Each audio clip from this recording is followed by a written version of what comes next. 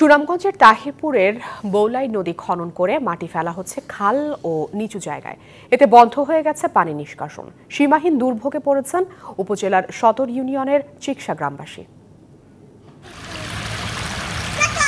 গ্রামের পেছন দিকে নদী আর সামনে নিচু জায়গা, এরপর হাওর। বর্ষায় পাহাড়ি ঢলের পানি গ্রামের ভেতর দিয়ে বয়ে গিয়ে 4টি খাল হয়ে হাওরে পড়ত।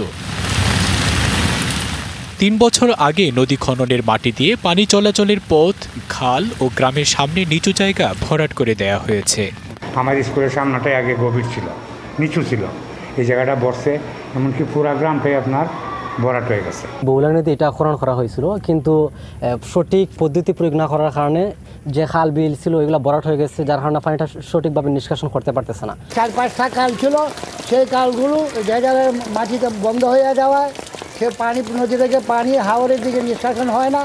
নদীতে পানি না এলেও বৃষ্টিতে জলাবদ্ধতা তৈরি হয় গ্রামে। বর্ষায় পাহাড়ি ঢলের পানি গ্রামের উপর দিয়ে ঘরবাড়ি ভেঙে হাওরে প্রবেশ করে।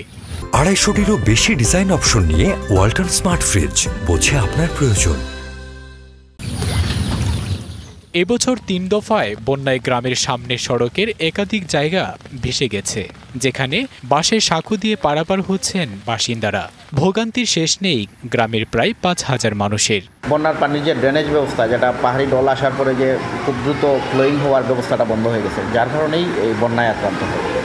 9 কোটি টাকা ব্যয়ে 2021 সালে বৌলাই নদীর 6 কিলোমিটার খনন করে পানি উন্নয়ন বোর্ড। 2023 সালে খনন কাজ শেষ হওয়ার পর এবছর এমন ভোগান্তিতে পড়েছেন গ্রামবাসী। এদিকে সরেজমিনে দেখে ব্যবস্থা নেওয়ার কথা জানিয়েছে সুনামগঞ্জ পানি উন্নয়ন বোর্ড। DBC news desk.